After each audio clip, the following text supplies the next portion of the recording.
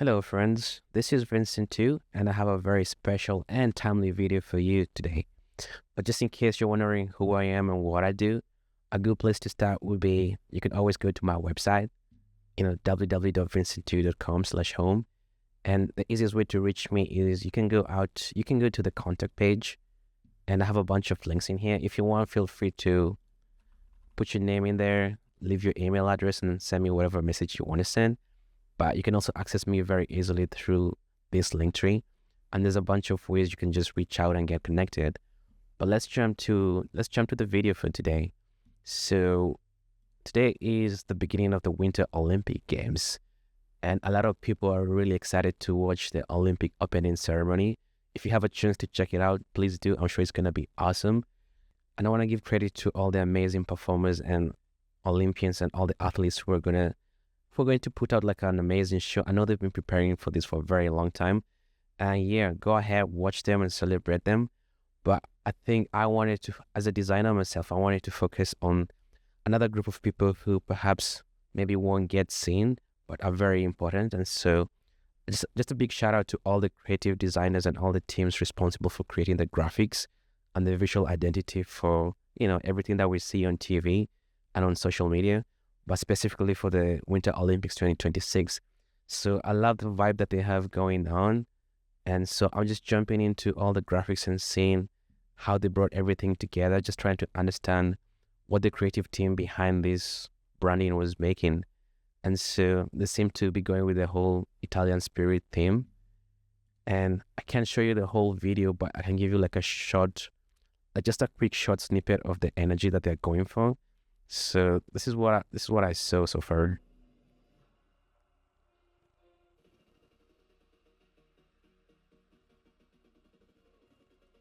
So there's a lot going on in here, and obviously if you get a chance to check out the whole video, it's really cool and very well put together. And there's just so much inspiration if you're a graphic designer or a creative individual. There's just so much to see in this one video. And I was trying to figure out who made this visual identity. Please correct me if I'm wrong, but I think it's a company called Landor, and I think this might be them. But the whole reason why I wanted to share this video is I have had the pleasure of trying to design a visual identity for the Olympics. And so I actually have a project that I did a long time ago. This was my attempt to create like a whole structured visual, how do I say this? This was my attempt to create a whole cohesive visual identity system for the Winter Olympics. And so I'll just give you like a quick walkthrough of what I did. And basically, I think the main takeaway for this video is I just wanted to share how much work goes into creating this, how much work is put behind like branding things like the Olympics and the shows that you love on TV. It takes a lot of people, it takes a lot of work. And I hope that by the end of this video, you'll have a new appreciation and respect for graphic designers, motion designers, and anybody in the creative space who makes anything look good and function properly. So I'm just gonna head over to my website over here. And so let's see. Here we go. So we have a style guide here, 2026 Winter Olympics. And so right off the bat, I start with the key hero image with the logo and the name. And then we can dive into this. My goal with this video is not to try and explain every little detail, but I just want to give you like a quick overview of how things can come together. And so obviously this is very well arranged, and it's broken up into all the different things that would be required depending on who the client is and what they want. This is what you perhaps provide for them. So just like an overview, navigation, how things move around, a promo toolkit, and infographics. So let's just dive into it.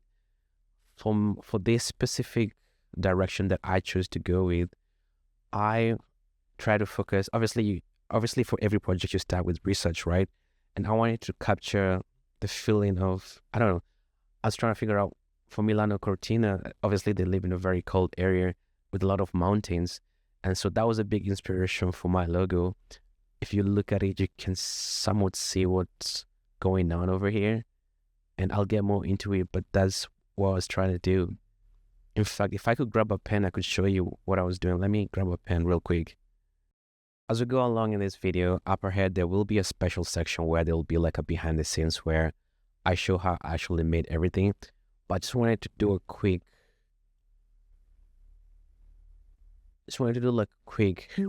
example here just to show you what's going on over here.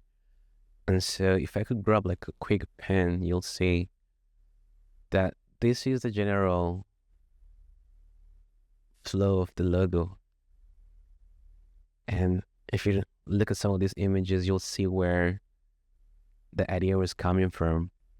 And so it's interesting to see when you look at your favorite logo or your favorite brand, when you try to break down and try to figure out like what was the designer or even the creator of the company trying to have, what were they trying to have as their main inspiration?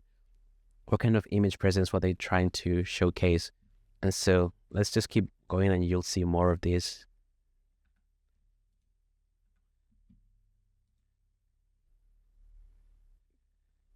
There's like a really quick, how do I say it? Well, how would I describe this? There's a really quick just snapshot of everything, just showing how the brand flows together and how everything is, seamless and connected. And so this is a good way to showcase real quick, like everything being seamless. But let's dive into the logo. So at the end of this process, this was the final direction that I chose to go with. If you remember, a little inspiration over here. And so I got the mountain in there and it's forming a sort of like an M. And then so you got the main logo and then also the main logo, and then we also have some supporting graphics to go along with it. And then obviously you need a color scheme, and mine tended to be going more along with the icy and snowy conditions. And so different hues of blue, alpine colors, I guess I would call it. And then if you keep moving ahead, you obviously need a font system. Mine was pretty simple, just Oswald for the big stuff and Poppins for the main text. And very, very clean and very, very modern. And once again, as you can see, just to communicate that bold and high energy of winter spots, which is something very different. For example, when the team that was creating this, I think they were going for the Italian spirit, and that has to include, flexibility, and there's a lot you can really get into just trying to represent the feel of the place. Just depends on the creative director and what they're trying to achieve. And so everybody gets to create what they want to create and give their project like a different feeling. And so it's interesting just to see how things come together. If we keep moving along here, you also have to test out your grid and try to make sure that it works with everything. So this is a good way to check things out. And also trying to organize your system. How do things appear on the screen? Do they appear on the left, on the bottom, and how do they look also when they're in the middle? So this is an interesting way to just test everything out.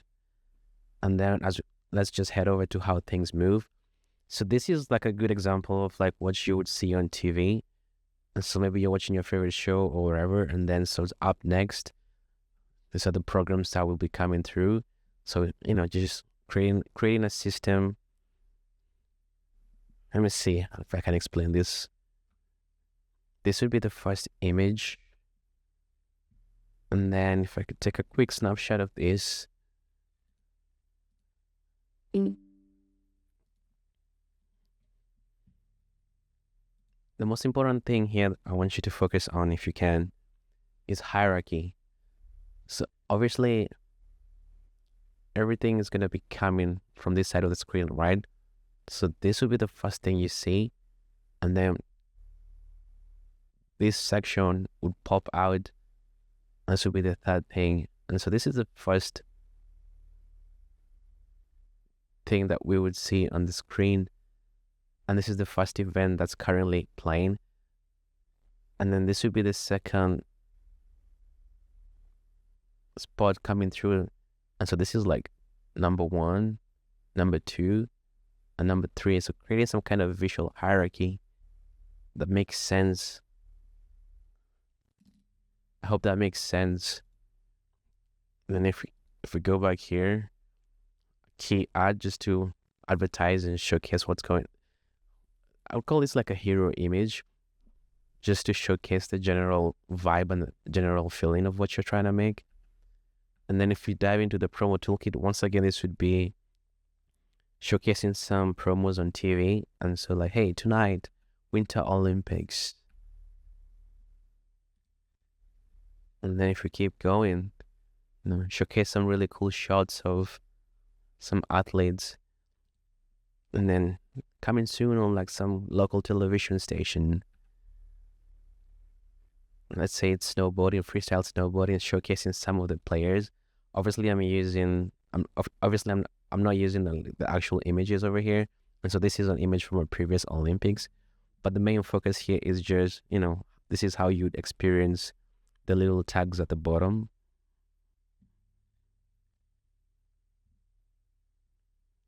Call them the lower tags, with enough information to show you what's going on. And so, just by looking at this, you understand that this is the person that's skating right here. Did I say skating? This is the person who's snowboarding, and this is the country they are representing, and just some icons to, once again, try to reinforce which sport activity we're currently enjoying. More key shots, like hero shots, just to advertise, and then showcasing how everything flows together, make sure everything is consistent.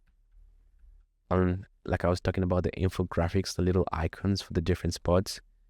I wonder if I could show you what they chose for the Milano Olympics. Let's see if I can find what they used. Just give me a moment. Let me find it, and then I'll be right back. All right, just to help you get a better sense of what's going on over here, I want to show you what they put together for the Milano Cortina graphic system. So as you can see, this is just using the different images to represent the different spots. And this is so cool. So this is what they have going on. And I love how clean and simple and stylized everything is over here. And so this is really beautiful, by the way. And so let's keep moving forward. You gotta have a medal count. Once again, organizing information in a way that's clear. And so the focus is always, does the viewer understand what they're looking at? And so obviously we want to know which country is performing. And so you have the names, but it's always better to, we have the name and then we have the country, so it's easier to visually identify. And then the different gold, silver, bronze total. So it's just easy. And this is another example of like, where do you want the graphics to appear? Are they going to be at the top, at the bottom, left or right or center? So it just depends on what's going on and how you decide to arrange the graphics. As you can see, you can either have it at the top or at the bottom. So designing a visual identity system is very, very, very, it could be like a huge and daunting task, but it's also very exciting and fun because you get to experiment and just try out different things. And then, just making more materials off air. Everybody's on their phone, and so it's a great place to catch them at. I really love this design and how the logo complements. Let me see if I can show you and help you appreciate the beauty of design. It's the little things, the little simple things that perhaps most people may not be able to give language to, but your eyes, in some way, they understand what's going on. So I love how the logo has this general flow, and this flow is what reinforced by that line, and also reinforced by that line. And then it's also interesting that the skateboard also, what do you call this? A snowboard. So it's interesting how the snowboard also reinforces that feeling. And so there's this general energy flow. Everything is moving, everything is moving upwards, which makes sense, especially for this specific sport like snowboarding. So it's interesting how you can use design to communicate that kind of a feeling. And so this is so much fun. I love design. But let's get back into it and see what else we have going on here. People love merch. It's always nice to brand t-shirts, cups, anything that you could, give people as memorabilia. And so I really love this hat. And once again, I'm utilizing the logo. And this is really cool. You gotta have billboards. Always gotta have billboards. And so once again, utilizing the font, specific font, and using images of the spot, and also once again using the logo as a supporting element. And I don't know if you're able to. Let me see. Let me see. I love it anytime in a design when you can use elements as arrows. I love how this logo over here is functioning as a type of arrow that's telling us to focus on the Olympics. And so obviously you want to make sure that wherever the client is or whoever you're making the project for, you want to make them shine, and you want to make them look good. And so I just love when design is able to do such beautiful, I don't even know how to say it exactly, but I just love it when design is able to do stuff like this. It's so much fun. So that was just like a quick overview on the final key shots, that just showing you how everything is expected to look like, almost like a pitch. And then obviously if there are any changes or if anybody wants to modify anything, that could happen next. But this is what you present to the client and just show them how everything would possibly look like. But I think the main reason why I'm making this video, I just want to show you how much goes into creating something like this. And so let's deep dive into the design process and show you how things come together. There's a lot of words over here. I'm not going to read all of it. And so I encourage you, if you really want to, you could always navigate to the portfolio website and go through this entire thing just slowly at your pace, and make sure you understand and get from this what you need from this. So I'll try and just breeze through. And so there's always an overview and a brief. And so this is the final logo that I used. But there are obviously other options that didn't make it, or that there are other options that weren't chosen. And so this is number one. I really like this logo. I don't know if you're able to see it, and I'll explain this some more, but it's an M and a C for Milano Cortina. I really like this logo. And then here's another one. And this is what they look like together. And I don't know why, but I just think this really stands out very well. But let's keep moving. Just showcasing what the logo could look like in some of the promotions.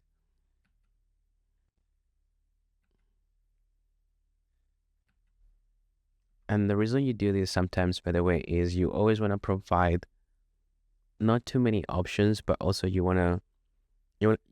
always want to challenge yourself and try to make sure that you are exploring. You're pushing the envelope and trying to get the best product and the best design. And so this is a good thing to have 3 different designs and having to choose one. And in some ways, and in some, how do I say this? Sometimes you can take the best elements from one logo and put them in another logo. So if I were to just look at this, I think these two share something that perhaps this one doesn't have. And this would be, let me see if I can illustrate this in a better way. Even if a client chooses one logo and you like the other logo, sometimes this arc system is really the same arc system here. And the only difference is that this little portion is this little portion over here. So you can always take the best elements from different logos and create something that you like. Let's keep moving. This is some different logos that didn't make it to the end, but it's just interesting to explore.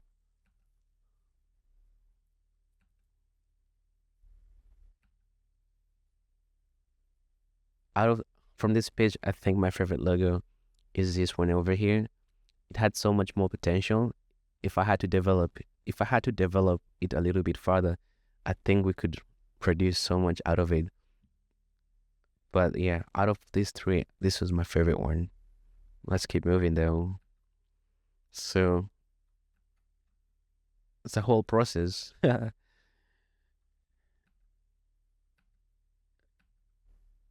It's a really huge process, a long process.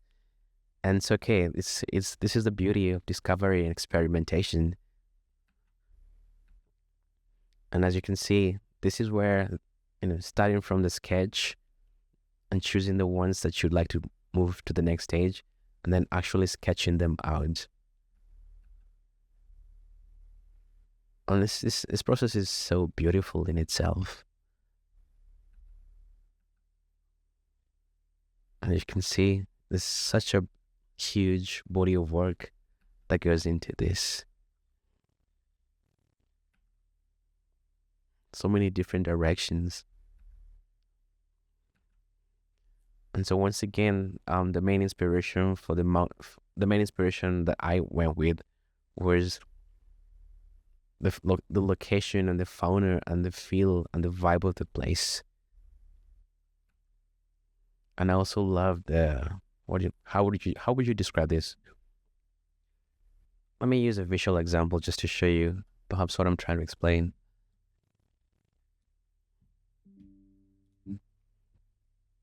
Perhaps somebody might be looking at this reference image and wonder, how not do you turn these, how not do you use images like this as inspirations to create something? And so I'll show you towards the end, that logo that I made where you saw those arcs, and then it was, Milano Cortina. If you look at this little window over here, that's where the inspiration for that came from.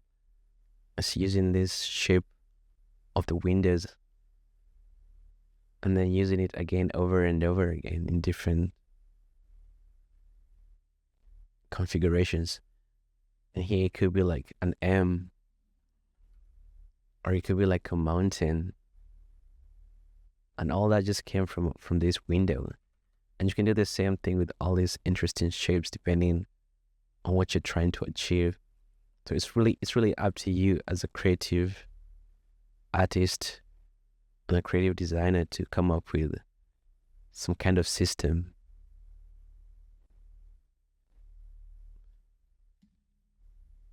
The main takeaway for me here is I hope you can see how much work goes into this, but also I hope you see how much fun it is and what a beautiful thing it is to have design. And I hope that doesn't get lost, especially as we get deeper into this whole AI technology thing, where you can just press a button and write commands and then get an image just given to you immediately like that. There's so much more that goes into creativity and design, and I hope that doesn't get lost. All right, let's keep moving. Same thing with this. There's so many beautiful shapes that you could use from here. And all this inspiration, by the way, is related to Milano Cortina, Italy, everything that's closely related to the people themselves. So let's go even farther and go deeper.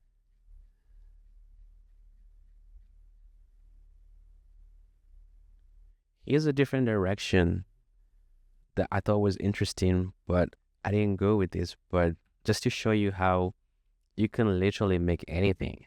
And so I want you to see. I want you to just feel the difference and feel the vibe of this design direction versus the other one. And so this was the main focus of the inspiration, the rich cultural history of the people and the place, and once again these beautiful shapes and the architecture. And as you can see, that's what's going on over here. I hope you can see this and see this, and even a little bit of this beautiful curves as you check this different color scheme, different font. And I'll move through this a little bit quicker than the other one, but design is so much fun and you can do so much within. It's so different. I wish, let me see if I can, let's see if I can show you just how different. Just look at these different directions. You can literally do anything. You can create anything you want to create. So the only limitation is your imagination.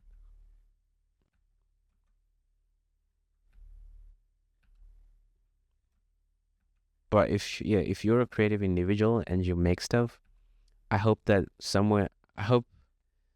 part of that process, I hope you remember to have fun and just like do exciting stuff. Why would you want to do design or make anything if at the root of it you don't love it or you don't enjoy it? There is such a thing as pleasure and the enjoyment of beautiful things. And so that's a quick preview of the amount of work that goes into creating some of these beautiful products that we enjoy in society. And I gotta give credits to my supervisor. I actually did this in college. And so Nora Gaffney, she's an amazing instructor.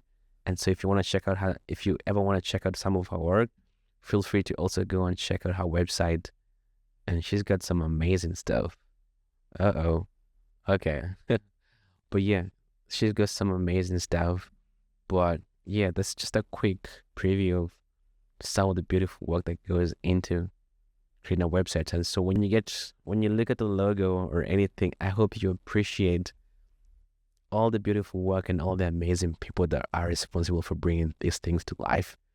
But yeah, if you can, please go ahead, watch where is it? Go ahead and watch the Olympic opening ceremony, and also just go ahead and support your favorite